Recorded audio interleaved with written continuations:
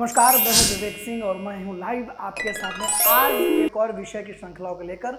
हिंदी की तैयारी हमारी जिम्मेदारी में। एक बार आज का विषय है आपका कारक।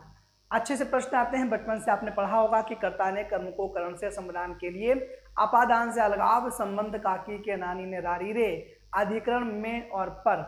लेकिन आज हम उनकी पूरी एक विहंगम दृष्टि के साथ में आपके सामने चर्चा, परिचर्चा, चिंतन और मनन करेंगे।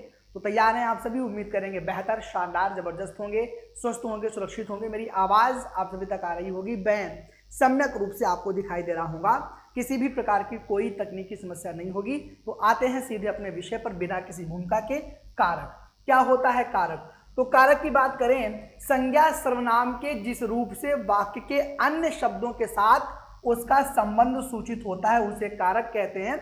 हिंदी में कारक आपके 8 होते हैं। पहला कारक होता है कर्ता कारक, दूसरा आपका कर्म कारक, तीसरा आपका करण कारक, चौथा आपका संबंधान कारक, पांचवा आपका संबोधन कारक, छठा आपका अधिकरण कारक, सातवां आपका संबंध कारक और आठवां आपका कौन सा? अपादान कारक। ये हिंदी में आपके कारक हैं। यहाँ पर ये ध्यान रखिएगा, 8 कारक हैं। लेकिन जब कभी अगर आपसे बात करें कि संस्कृत में कितने कारक होते हैं, तो संस्कृत में कारक हो जाते हैं आपके कितने? 6 कारक होते हैं। हालांकि ये बात का विषय था। हिंदी के कारक होते हैं आपके कितने? 8। एक एक करके बात कर लेते हैं। कारक चिन्हों को विभक्ति कहते हैं, ये ध्यान रखिएगा। कारक चिन्हों को विभक्ति भी कहते हैं, कारक चिन्ह भी कहते हैं। एक और अच्छा शब्द है आपका परसर्ग। परसर्ग के नाम से भी हम जानते हैं। तो सबसे पहला कारक आपका यहाँ पर कौन सा है? सबसे पहला कारक आपका होता है कौन सा? कर्ता कारक। सर्वे सर्वा आपका कौन सा है? कर्ता। क्या है? कर्ता कारक भी 2 प्रकार का होता है। एक आपका अप्रत्यय कर्ता कारक और दूसरा आपका होता है सप्रत्यय कर्ता कारक। आप जानते हैं इस सीरीज में आपको हिंदी, इस तरह हिंदी आपको मिल रही है। ये शायद ही चीजें आपको कभी जानने को मिली हो या कभी आपने पढ़ी हो। तो अप्रत्यय कारक में क्या होता है? ने विभक्ति का अभाव होता है, जैसे मोहन खाता है। और लेकिन जब सप्रत्यय कर्ता कारक की बात करेंगे तो ने विभक्ति युक्त होता है, जैसे राम ने पानी पिया। इसे अप्रधान कर्ता कारक भी कहते हैं और इसे प्रधान कर्ता कारक भी कहा जाता है। क्रिया के लिंग वचन पुरुष कर्ता के अनुसार होते हैं। इसमें क्रिया के लिंग वचन पुरुष कर्म के अनुसार आपके होते हैं, ये ध्यान रखेंगे। तो कौन कौन से हैं? ने का प्रयोग कहाँ कहाँ देखने को मिलता है? जब क्रिया सकर्मक तथा सामान्य भूत, आसन्न भूत, पूर्ण भूत, हेतु हेतमत और संदिग्ध भूतकाल की और कर्तवाच्य की होती है, जैसे राम ने रोटी खाई, राम ने रोटी खाई है, राम ने रोटी खाई थी, राम ने रोटी खाई होगी। ये सब आपके भूतकाल के सेंटेंस थे। केवल अपूर्ण भूत को छोड़कर शेष 5 भूतकालों में ने का प्रयोग होता है। संयुक्त क्रिया के दोनों खंड सकर्मक हों तो अपूर्ण भूत को छोड़कर शेष सभी भूतकालों में ने का प्रयोग होता है, जैसे राम ने खाना खा लिया। जब अकर्मक क्रिया सकर्मक बन जाती है, जैसे उसने लड़ाई लड़ी, यहाँ पर भी ने का प्रयोग हो गया। या फिर जब प्रेरणार्थक क्रियाओं के साथ अपूर्ण भूत को छोड़कर शेष सभी भूतकालों में ने का प्रयोग होता है। उसने 5 रुपया दिलवाया, प्रेरणार्थक क्रिया थी। इसके पहले वाली कक्षा में आपने जाना कि जहाँ पर कर्ता स्वयं कोई कार्य नहीं करता है, किसी और से करवाता है, प्रेरणार्थक क्रिया कहलाती है। तो ये थी आपकी कौन सी? कर्ता क्रिया की, कर्ता कारक की पूरी जानकारी। उसके बाद आपका आता है कौन सा? कर्म कारक की बात करेंगे तो कर्म कारक यानी कि वाक्य में क्रिया का फल जिस शब्द पर पड़े उसे कर्म कारक कहते हैं। विभक्ति चिन्ह आपका को होता है, इसी विभक्ति चिन्ह को हम परसर्ग भी कहते हैं। इसी को हम कारक चिन्ह के नाम से भी जानते हैं। ये भी आपको याद रखना होगा। जैसे आपका भगाना, जगाना, बुलाना, सुलाना, कोसना, पुकारना शब्दों के साथ को विभक्ति का प्रयोग होता है। वहीं जब विशेषण संज्ञा के रूप में हो तो कर्म में को का प्रयोग अनिवार्य होता है, जैसे बड़ों को पहले आदर दो। तो ये कारक आपका कौन सा है? कर्म कारक है। को विभक्ति आपको जहां पर मिल जाती है।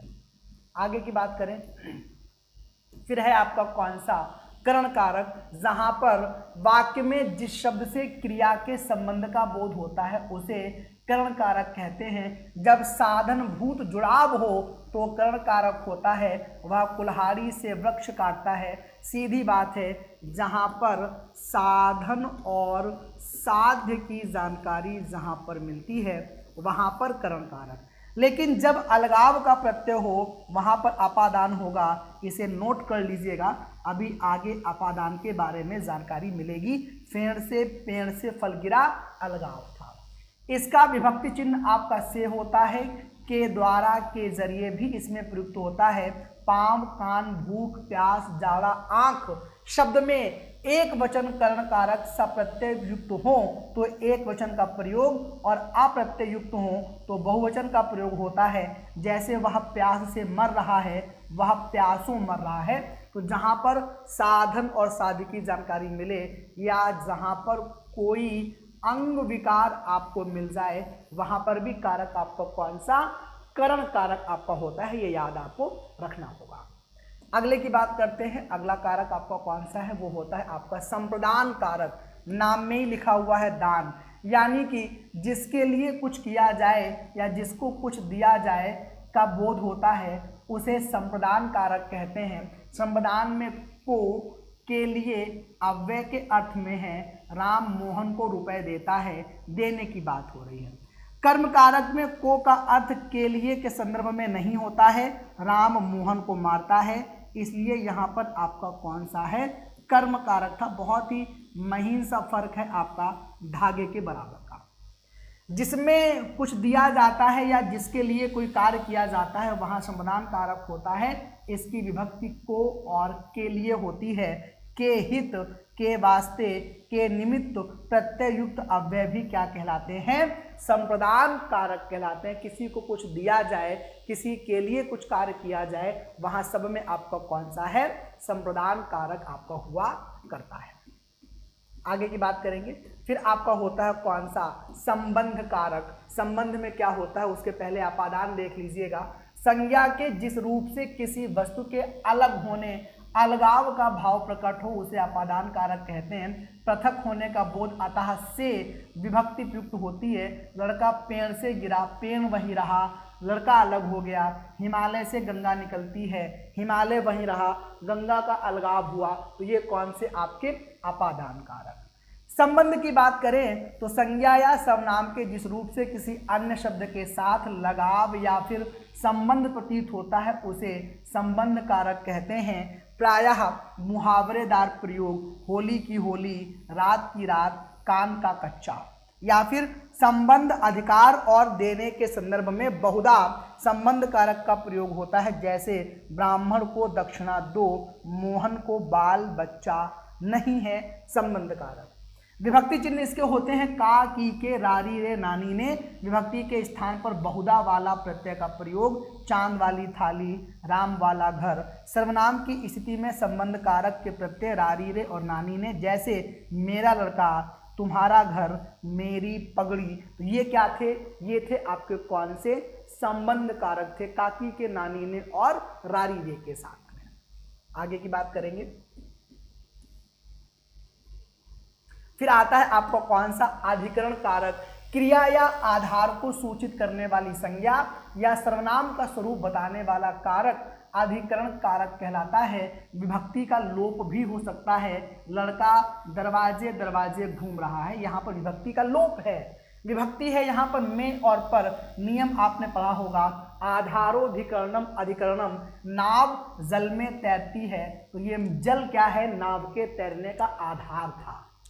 संबोधन, संज्ञा के जिस रूप से किसी को पुकारने या संकेत करने का भाव प्रकट हो वहाँ संबोधन कारक होता है। संबोधन चिन्ह आपका ये होता है, जैसे हे राम। विभक्ति चिन्ह है हे, अरे, हो, अजी, अहो। हे भगवान हमारे साथ ऐसा क्यों किया। ये सब क्या थे, आपके संबोधन कारक थे। सारे के सारे कारक की जो प्रकार थे महत्वपूर्ण, वो आपके सामने। अब कुछ प्रश्नों का अभ्यास कर लेते हैं, कैसे प्रश्न आपको पूछे जाते हैं। तो देखिएगा, पहला प्रश्न यहाँ पर है आपके सामने, कि निम्नलिखित में से कर्ता कारक का परसर्ग आपका कौन सा है, यानी कि कर्ता कारक का चिन्ह पूछा गया है को, ने, में या फिर पर, तो वो हो जाया करता है आपका यहाँ पर कौन सा, वो हो जाएगा ने। कर्ता का परसर्ग ने होता है। फिर है आचार्य किशोरीदास वाजपेयी के मत से हिंदी में कितने कारक हैं, 8, 6, 7 या फिर 5। तो आचार्य किशोरीदास वाजपेयी के मतानुसार हिंदी में कुल 6 कारक हैं। इन्होंने अपादान और संबोधन को इसमें शामिल नहीं किया है आचार्य किशोरीदास वाजपेयी जी ने। प्रश्न है निम्नलिखित वाक्यों में से अपादान परसर्ग से युक्त वाक्य है। श्याम से उठा नहीं जाता, आशीष ने अपने पुत्र से नाता तोड़ लिया, या रावण राम के बाण से मारा गया, या हम कान से सुनते हैं। अपादान यानी कि अलगाव, तो वो हो जाएगा आशीष ने अपने पुत्र से नाता तोड़ लिया। अलगाव यानी कि अलग होने का भाव है, यहाँ अपादान था। विकास दुबे ने टेढ़ी चाल चली, वाक्य में कौन सा कारक है, कर्म है, संबंध है, कर्ता है, अधिकरण है। यूपी SSSC की तमाम परीक्षाओं में पूछा गया प्रश्न है, जवाब हो जाएगा कर्ता कारक है। विकास दुबे ने आ गया, यहाँ पर जब अकर्मक क्रिया सकर्मक बन जाए तब ने का प्रयोग होता है, अन्यथा नहीं। पीछे पूरी की पूरी जानकारी आपको मिली थी। प्रश्न है अर्जुन ने कर्ण को छल से पराजित किया, में छल से में कौन सा कारक है, कर्ता, कर्म, अपादान या करण। तो यहाँ पर छल क्या है, साधन के रूप में कार्य कर रहा है, और जहाँ साधन होता है वहाँ कर्ण कारक होता है। संज्ञा आदि शब्दों के जिस रूप से क्रिया करने के साधन का बोध हो, अर्थात जिसकी सहायता से कार्य संपन्न हो, वह करण कहलाता है। विकल्प डी के वाक्य में छल से कार्य संपन्न हो रहा है, यहाँ पर कारक कौन सा, कर्ण कारक हो जाएगा। सेवा सत्कार से आदर बढ़ता है, इस वाक्य में कारक कर्म है, करण है, संपादान है, या अपादान है, या फिर कोई है, तो कौन सा है वजह के साथ में, तो वजह यहाँ पे हो जाएगी करण। करण कारक का परसर्ग से या के द्वारा होता है, जबकि अपादान का जो से है वो अलगाव को प्रदर्शित करता है, इसलिए विकल्प आपको कौन सा, बी। प्रश्न है पिताजी का लड़का कहाँ गया, उद्देश्य का विस्तार भेद लिखना है, विशेषण है, वाक्यांश है, संबंध या फिर सर्वनामिक। तो यहाँ पर आपका कौन सा है, संबंध कारक था। विकल्प में आपका काकी के, नानी ने, रारी रे, इसका क्या होता है, परसर्ग होता है, कारक का चिन्ह होता है। प्रश्न है आपका सही समय पर आ जाना में कौन सा कारक, में और पर, अधिकरण, संबंध, संप्रदान या फिर आपका करण। तो सही समय पर आ जाना कारक होता है आपका कौन सा, अधिकरण, आधारोधिकरणम अधिकरणम में और पर के साथ। प्रश्न है बापू ने बाजार से कपड़ा खरीदा, रेखांकित का कारक कर्म कारक, करण कारक, अधिकरण कारक या फिर संबंध कारक। जवाब हो जाएगा कर्म कारक। उपरोक्त वाक्य में रेखांकित पद कपड़ा कर्म कारक है, क्योंकि कपड़ा का संबंध कर्म से होता है।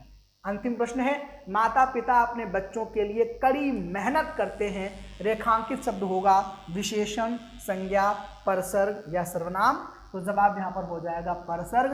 रेखांकित शब्द के लिए परसर्ग कारक है, यह श्रमदान कारक है। जहाँ पर किसी के लिए कोई कार्य किया जाए, किसी के निमित्त कोई कार्य किया जाए, किसी के हेतु कोई कार्य किया जाए, वहाँ पर आपका कौन सा होता है, वहाँ पर आपका संप्रदान कारक होता है। तो ये था आपकी आज की डोज में कारक के बारे में। आगे फिर और किसी विषय के बारे में चर्चा करेंगे। तो हंसते रहिए, मुस्कुराते रहिए, सीखते रहिए, सिखाते रहिए और बने रहिएगा लाइव। और धन्यवाद, आभार, नमस्कार, जोहार।